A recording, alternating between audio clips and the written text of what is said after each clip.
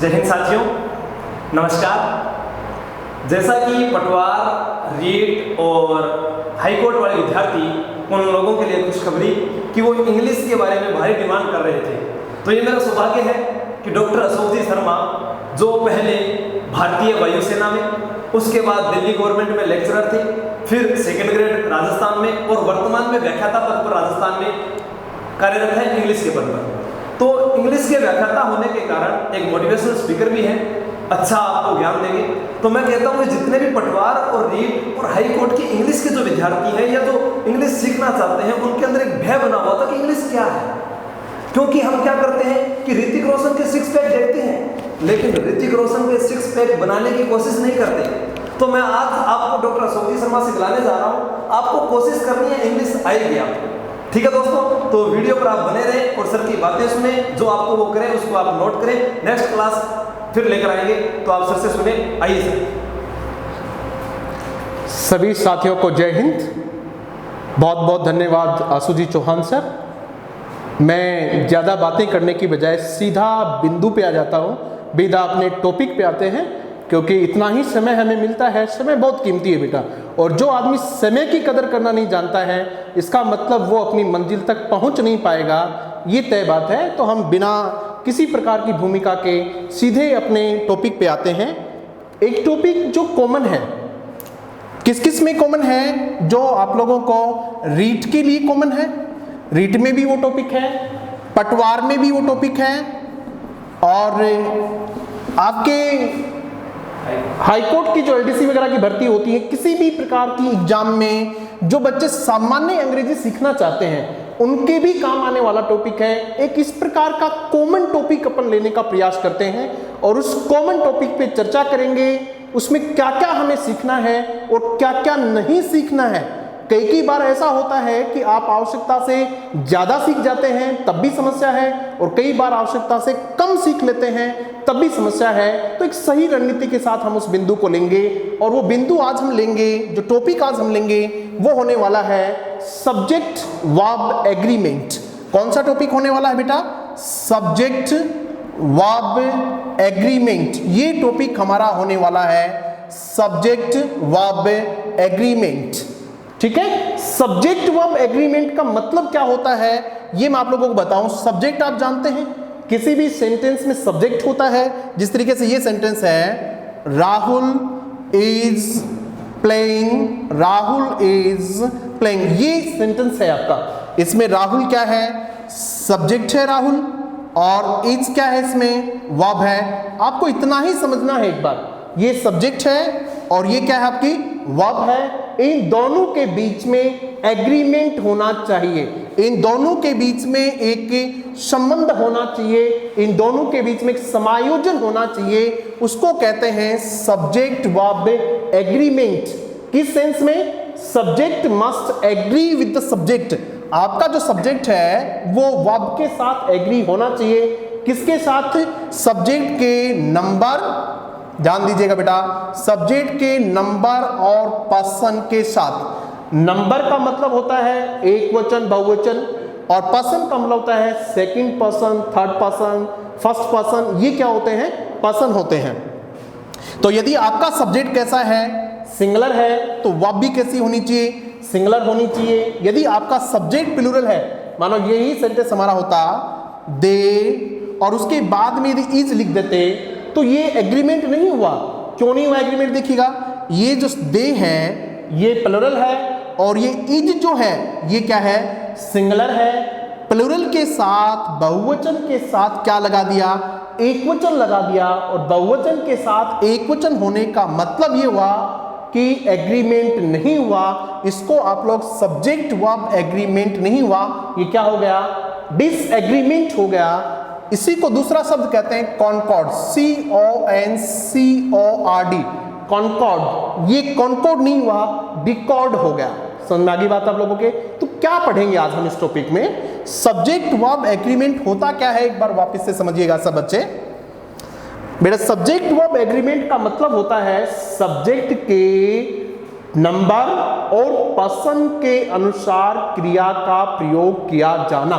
आप लोग नोट कर लें इस बात को कि सब्जेक्ट वर्ब एग्रीमेंट होता है कि सब्जेक्ट के, आप लोग नोट कर लीजिएगा, सब्जेक्ट के नंबर एवं पर्सन के अनुसार, PERSON, सब्जेक्ट के नंबर और पर्सन के अनुसार क्रिया का प्रयोग करना। किसका प्रयोग करना? क्रिया का प्रयोग करना, ये होता है। समझ में आ गई बात? क्या समझ में आया? वापस से समझिए। सब्जेक्ट के नंबर, नंबर का मतलब क्या होता है ये समझ लो। नंबर का मतलब होता है जिस तरीके से सिंगुलर, SINGULAR, सिंगुलर यानी एक वचन, प्लुरल PLURAL, प्लुरल यानी बहुवचन। तो नंबर दो तरीके के होते हैं। दूसरा पर्सन, पर्सन तीन तरीके के, फर्स्ट पर्सन, सेकंड पर्सन और फिर क्या है? Third person. तीन पर्सन हो गए।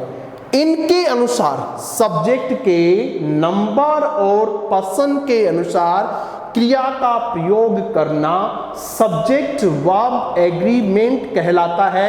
ये बात आपके दिमाग में अच्छी तरीके से बैठ जानी चाहिए। बैठ गई? कैसे देखिएगा, मानो आपका सब्जेक्ट ये है, सब्जेक्ट दे है आपका, दे। अब ये सब्जेक्ट का आपको क्या देखना है? इस सब्जेक्ट का आपको नंबर देखना है, यानी इस सब्जेक्ट का वचन देखना है। एक वचन है या बहुवचन है बेटा? ये बताइएगा, एक वचन है या बहुवचन है? सब जानते हैं कि दे क्या होता है? बहुवचन होता है। दे क्या है बेटा? दे बहुवचन है। अब इसके साथ जो वर्ब आनी है वो वर्ब भी निश्चित रूप से बहुवचन ही होनी चाहिए। और बहुवचन में जिस तरीके से आर हो सकता है, बहुवचन में क्या हो सकता है? हैव हो सकता है। बहुवचन में क्या हो सकता है? वर हो सकता है। ये वर्ब्स क्या है?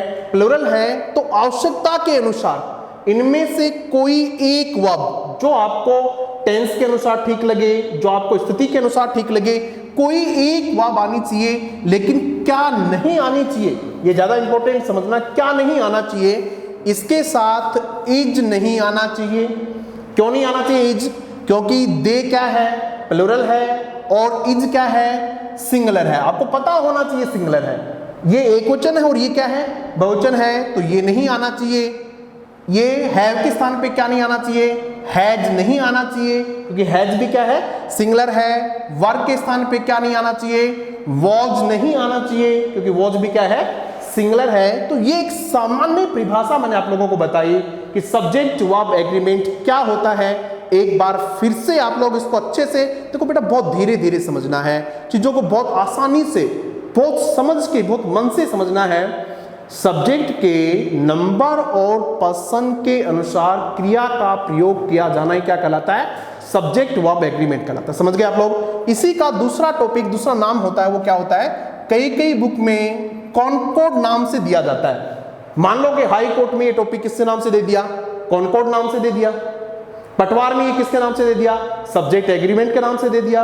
रीट में ये किसी दूसरे नाम से दे दिया, यानी सब्जेक्ट वर्ब एग्रीमेंट या कॉनकॉर्ड। तो आपको घबराने की आवश्यकता नहीं है, एक ही टॉपिक है ये। ठीक है, अब हम देखते हैं आगे सिंगुलर सब्जेक्ट्स कौन कौन से होते हैं और सिंगुलर वर्ब्स कौन कौन सी होती हैं। क्योंकि मामला तो पूरा कहां रहना है?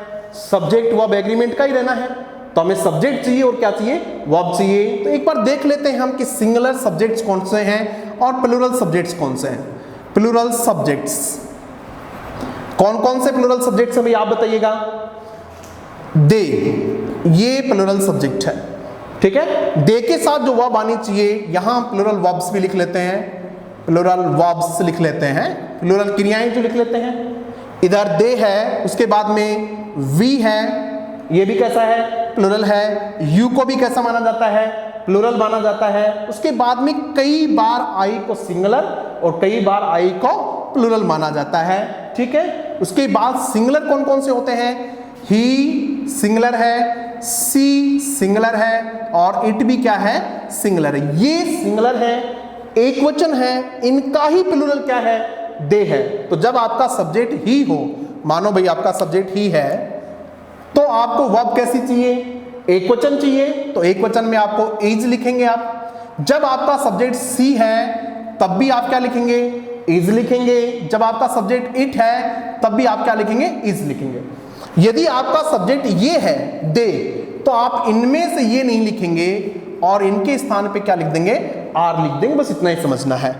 ठीक है। वी के लिए आप आई लिख सकते हैं, यू का सिंगुलर भी यू होता है और प्लूरल भी क्या होता है, यू होता है। अब अपन देखते हैं कि सिंगुलर और प्लूरल वर्ब्स कौन सी होती हैं। हालांकि ये सामान्य बातें आपको पता है कि कौन सा सिंगुलर होता है, एक बार मैं सामान्य चीजें आप लोगों को बता देता हूं। जिस तरीके से इज क्या है, सिंगुलर है। वॉज वर्ब कैसी है, सिंगुलर है। उसके बाद में हैज वर्ब, HAS, हैज भी कैसी है, सिंगुलर है। डज ये भी कैसी है, एक वचन। उसके बाद में मानो प्लेज है, PLAYS, प्लेज, तो ये भी एक वचन है। आपने इनमें से कुछ कॉमन देखा बेटा कि इनमें सब में क्या कॉमन है, क्या कॉमन है देखते हैं। सबके साथ क्या आया हुआ है, सबके लास्ट में इज है। ये देखिएगा यहां भी इज है, सॉरी एस है, यहां भी एस है, यहां भी एस है, यहां भी क्या है, एस है, और यहां भी एस है, इन सब एस है। तो आप ये भी कह सकते हैं कि जिनके लास्ट में एस आ रहा है वो सारी वर्ब्स कैसी हैं, सिंगुलर हैं। और इनकी जो प्लूरल वर्ब्स होती हैं वो कैसे, जिस तरीके से इज का क्या हो जाएगा, इज का आर हो जाएगा, वॉज का वर हो जाएगा, हैज का हैव हो जाएगा, डज का डू हो जाएगा, और प्लेज का प्ले हो जाएगा। कई बच्चे कहेंगे सर जी ये क्या है सिंगुलर प्लूरल, प्ले और प्लेज। बेटा प्रेजेंट सिंपल में एक वचन के साथ ऐसे आईएस लगता है, इसलिए इस वर्ब को हम क्या मानते हैं, सिंगुलर मानते हैं, और इसको क्या मानते हैं, प्लूरल मानते हैं। तो अब तक हमने क्या सीखा, अब तक हमने सब्जेक्ट वर्ब एग्रीमेंट की परिभाषा जानी, क्या होती है, सब्जेक्ट का वर्ब के साथ एग्री करना, सब्जेक्ट के नंबर और पर्सन के साथ। फिर हमने सिंगुलर सब्जेक्ट्स देखे जिसमें ही, सी, इट, कोई नेम हो सकता है, ये सिंगुलर हैं। उसके बाद हमने प्लूरल सब्जेक्ट्स देखे, उसके बाद इस तरह से यू प्लूरल हो सकता है, वी प्लूरल, दे प्लूरल, और उसके बाद में हमने सिंगुलर वर्ब्स और प्लूरल वर्ब्स देखे। इसका मतलब अब तक हमने सामान्य जानकारी ले ली है। अब देखिएगा जिस तरीके से आपको लिखा जाए कि वी इज प्लेइंग क्रिकेट, ये सेंटेंस है। वी इज प्लेइंग क्रिकेट, ये सेंटेंस आपका, ठीक है। अब इसमें देखिएगा वी जो है, ये देखिएगा बेटा, हो सकता है कि हैंडराइटिंग क्रेसिव है, इसलिए कई बच्चों को लग रहा होगा सर जी क्या मिला मिला के लिख देते हो, तो आपको थोड़ा सा पेशेंस रखना चाहिए इसके बारे में। धीरे धीरे आप 2-3 दिन हैंडराइटिंग देखोगे तो बहुत अच्छे से समझ आ जाएगी आपको। वी के बाद इज, ये कैसा है, ये प्लूरल है। वी क्या है, प्लूरल है, और इज क्या है, सिंगुलर है। इज क्या है, सिंगुलर। तो बस ये ही नहीं करना है आपको, समझ में आ गया क्या है, ये टॉपिक पूरा यही होने वाला है। फिर आप कहेंगे सर जी एग्जाम में क्वेश्चंस कैसे पूछे जाएंगे, सब्जेक्ट वर्ब एग्रीमेंट पे एग्जाम में क्वेश्चन इसको यहां से छोड़ दिया जाएगा और फिर आपको ऑप्शंस दे दिए जाएंगे। जिस तरीके से पहला ऑप्शन दे दिया इज, दूसरा ऑप्शन दे दिया आर, तीसरा ऑप्शन दे दिया हैव, और चौथा ऑप्शन दे दिया हैज। ये 4 ऑप्शन आपको मिले हैं। कौन सा आना चाहिए इसमें बताओ भी। सबसे पहले आप देखेंगे सब्जेक्ट कैसा है हमारा, सब्जेक्ट हमारा प्लूरल है। सबको पता चल गया, बिल्कुल चल गया सर जी। तो इनमें से प्लूरल कौन कौन सी है, क्रिया भी हमने देखी थी, ये प्लूरल है, ये प्लूरल है, ये प्लूरल है, या फिर ये है। आप कहोगे सर जी ये भी सिंगुलर है और ये भी क्या है, सिंगुलर है, 2 तो सिंगुलर हैं। फिर सॉरी भाई, ये क्या है, प्लूरल है, और ये भी क्या है, प्लूरल है। 2 प्लूरल हैं, 2 सिंगुलर हैं। आप कहोगे सर जी आपने तो कहा था सिंगुलर आते ही लिख देना, यहाँ तो कितनी आ गई, 2 आ गई। तो अब क्या किया जाए, अब ये देखना है कि आईएनजी है, ये आईएनजी किसके साथ नहीं आती है, हैव के साथ तो आईएनजी आती ही नहीं है। हैव के साथ क्या आता है, वर्ब की 3rd फॉर्म आती है। हैव के साथ क्या आती है, 3rd फॉर्म, और ये 3rd फॉर्म है नहीं, ये क्या है, आईएनजी है, और आईएनजी फॉर्म आती है बी के साथ, और बी का मतलब होता है इज, एम, आर। तो वी के साथ क्या आना चाहिए, आर आना चाहिए। ये था हमारा सामान्य परिचय, सब्जेक्ट वर्ब एग्रीमेंट का सामान्य परिचय हमने देखा, लेकिन इतने से काम चलने वाला है नहीं। टॉपिक की शुरुआत तो अब होने वाली है।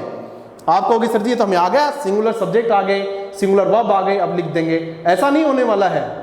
अब हम सीखेंगे, इतना आसान होता तो ये हर एग्जाम में पूछा नहीं जाता। अब इसके अपने कुछ रूल्स होते हैं, सब्जेक्ट वर्ब एग्रीमेंट के अपने रूल्स होते हैं। बेटा इतना इंपॉर्टेंट टॉपिक है ये कि एरर में ये पूछा जाता है, फिल इन द ब्लैंक्स में ये पूछा जाता है, पटवार में ये पूछा जाता है, रीट में ये पूछा जाता है, एलडीसी में ये पूछा जाता है, हाई कोर्ट में ये पूछा जाता है। और इतना आसान कि कोई भी बच्चा जिसको ABCD आती है बेटा, उसको हम सब्जेक्ट वर्ब एग्रीमेंट सिखा के रहेंगे, इतना हम विश्वास रखते हैं। तो इसके कुछ रूल्स हैं, वो आप लिख लीजिएगा। पहला रूल आज हम शुरू करते हैं। आप लोग, मुझे पूरा विश्वास है कि आप लोग अपनी नोटबुक पेन लेके ही बैठे होंगे, ऐसा कोई मनोरंजन के लिए नहीं बैठा होगा। तो पहला नियम जो है वो लिखिएगा आप लोग। क्या है लिखिएगा, पहले समझा देता हूं उसके बाद लिखिएगा। दो सिंगुलर सब्जेक्ट्स, जिस तरीके से राहुल और पूजा, ये दो सिंगुलर सब्जेक्ट है, राहुल और पूजा। यदि इन दोनों को जोड़ दिया जाए, और किससे जोड़ा जाए बेटा, एंड से जोड़ा जाए, इन दोनों को एंड से जोड़ा जाए, तो ये दोनों प्लूरल बन जाते हैं। क्या बन जाते हैं, ये बहुवचन बन जाते हैं। समझिएगा आप चीज को, मैं इसी से नियम बनाएंगे और लिखेंगे। जब दो सिंगुलर सब्जेक्ट, पहला सिंगुलर कौन सा है, राहुल, ये हमने देखा, और दूसरा सिंगुलर क्या है, पूजा, इन दोनों को किससे जोड़ा, एंड से जोड़ा। किससे जोड़ा, एंड से जोड़ा, तो ये क्या बन गए, प्लूरल बन गए। इसका मतलब इनके बाद आने वाली वर्ब जो होगी वो भी कैसी होगी बेटा, PLURAL, कैसी होगी, प्लूरल होगी। क्या नियम समझ गए आप लोग? कैसे, दोबारा देखिएगा। मानो ये सेंटेंस हमारा लिखा हुआ है, राहुल एंड पूजा, राहुल एंड पूजा, ये सेंटेंस हमारा राहुल एंड पूजा। आपको ऑप्शन दिए गए हैं, is, are, playing, PLAYING, playing here, ये सेंटेंस आपका लिखा हुआ है। ठीक है बेटा, अब आपको पूछना है कि इनमें से क्या आएगा। अगर अकेला राहुल होता तो हमने आपको समझाया था अभी कि जब सिंगुलर हो तो वर्ब भी कैसी आती है, सिंगुलर आती है। राहुल सिंगुलर है, सिंगुलर आना चाहिए, लेकिन अकेला राहुल नहीं है, राहुल और कौन है, पूजा है। दो सिंगुलर को किससे जोड़ा, एंड से जोड़ा, वर्ब कैसी आएगी, बोलिएगा सब लोग मेरे साथ, वर्ब कैसी आएगी, वर्ब कैसी आएगी, प्लूरल वर्ब आएगी। और इसमें से प्लूरल कौन सी है, इसमें से आर है कि गुरुजी इसमें तो आर आएगी। बिल्कुल बेटा क्या आएगी, आर आएगी। आप जो समझ रहे हैं बिल्कुल सही समझ रहे हैं। अब आप लोग इस रूल को लिख लीजिएगा, ठीक है। मैं बोलता जाता हूं, आप लोग देखो बेटा, ऐसे मनोरंजन के लिए देखने का कोई फायदा नहीं होना है।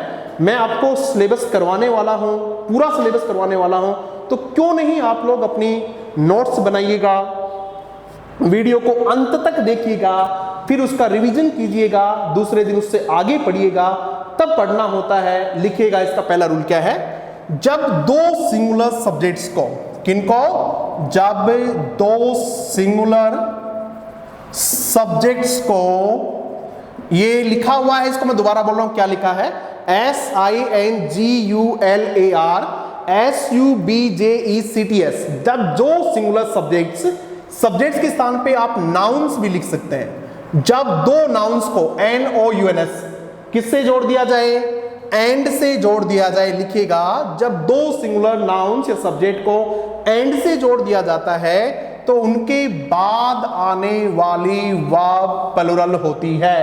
कैसी होती है, प्लूरल होती है। समझ में आ गया? अब इसके आप एग्जांपल्स लिखेंगे। कैसे लिखेंगे एग्जांपल, देखिएगा, पूरे मन से पढ़ रहे हैं आप लोग, बहुत अच्छी बात है। सेंटेंस दूसरा देखिएगा, कोटा एंड जयपुर।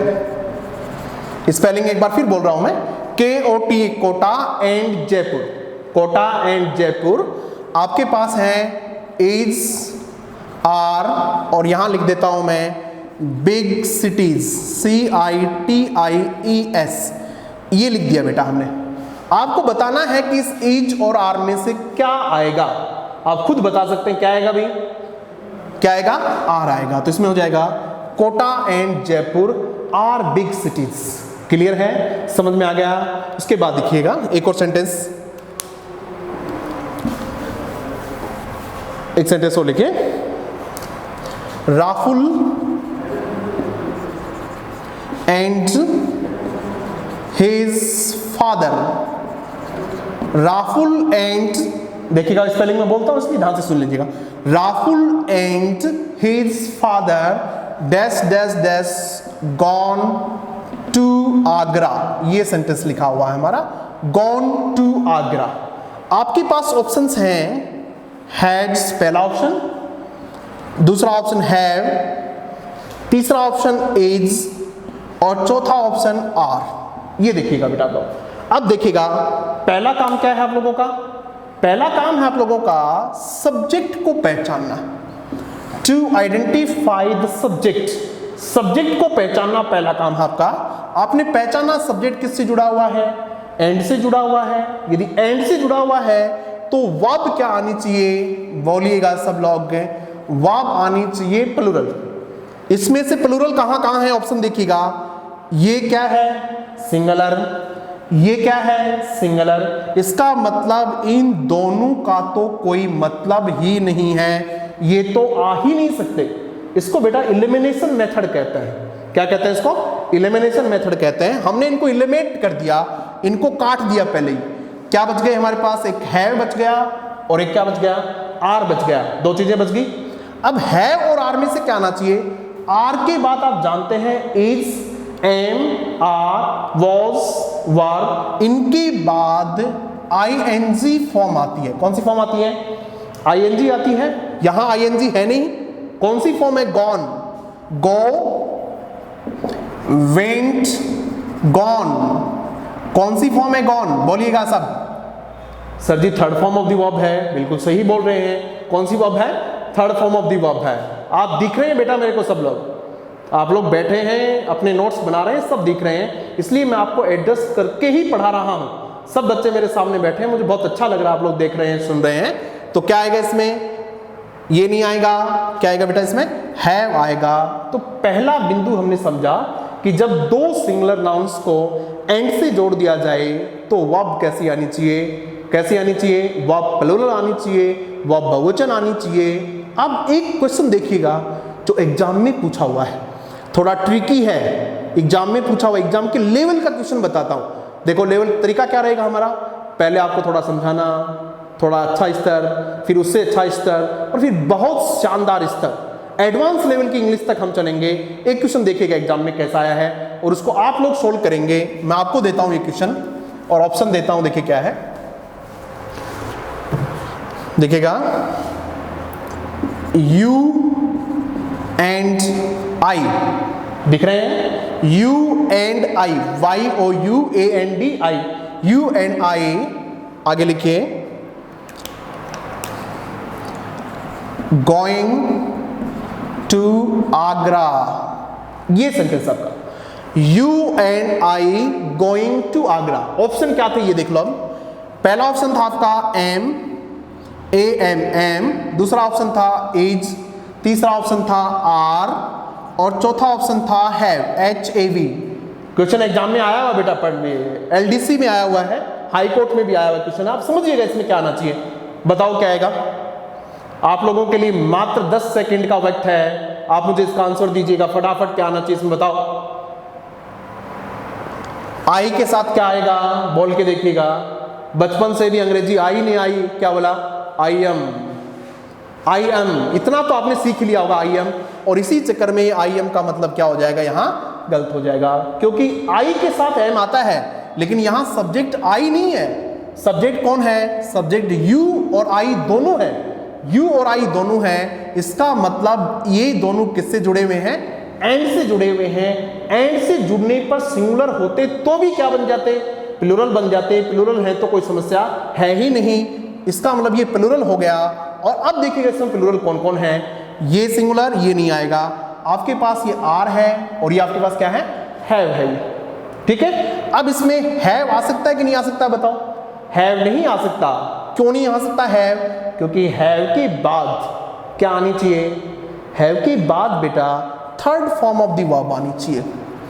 क्या आनी चाहिए, हैव के बाद third form of the verb आनी चाहिए। और ये है क्या third form of the verb, ये going third form of the verb नहीं है, ये तो आईएनजी फॉर्म है। और आईएनजी फॉर्म किसके साथ आती है, आर के साथ आती है, और यहां क्या आना चाहिए, आर आना चाहिए। तो ये पहला हमारा बिंदु था, किसका, सब्जेक्ट वर्ब एग्रीमेंट का। एक बार वापस से मैं आप लोगों को थोड़ा रिवाइज करवा देता हूं फटाफट। सब्जेक्ट वर्ब एग्रीमेंट क्या कहलाता है बेटा, सब्जेक्ट के नंबर और पर्सन के अनुसार वर्ब का प्रयोग करना ही क्या कहलाता है, क्या कहलाता है, सब्जेक्ट वर्ब एग्रीमेंट कहलाता है। उसके बाद हमने देखा कि सिंगुलर सब्जेक्ट्स कौन से होते हैं, उसके बाद हमने देखा प्लूरल सब्जेक्ट्स कौन से होते हैं, सिंगुलर वर्ब्स कौन सी होती हैं, प्लूरल वर्ब्स कौन सी होती हैं। उसके बाद पहला हमने रूल पढ़ा आज कौन सा, कि जब दो सिंगुलर को किससे जोड़ दिया जाए, एंड से जोड़ दिया जाए, तो वो क्या कहलाएंगी, वो प्लूरल कहलाएंगी, प्लूरल बन जाएंगी, उनके साथ वर्ब भी कैसी आएगी, प्लूरल आएगी। एक तो हमने ट्रिकी क्वेश्चन देखे, और इस तरीके से आज हमने अपना क्या किया, शुरुआत की, और बहुत शानदार शुरुआत की। Thank you, thank you, thank you very much.